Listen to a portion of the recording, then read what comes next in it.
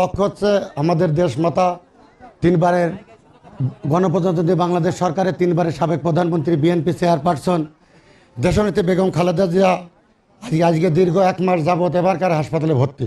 এটা আপনারা সবাই জানেন যে তিনি আসলে মৃত্যুর সাথে পাঞ্জা লড়ছেন। তারই রোগ মুক্তি এবং আশু সুস্থতা কামনায় হরিনানপুর ইউনিয়ন বিএনপির অধীন 2 নম্বর বেরবাড়াদি 2 নম্বর ওয়ার্ডের পক্ষ থেকে আমরা এই দোয়া মাহফিলের আয়োজন করি।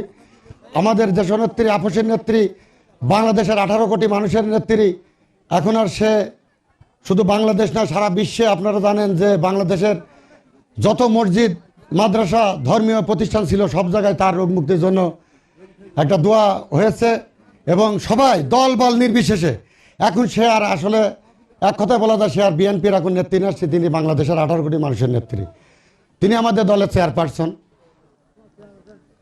তার নেতৃত্বে বাংলাদেশ একটি সঠিক দিশা খুঁজে পেয়েছিল।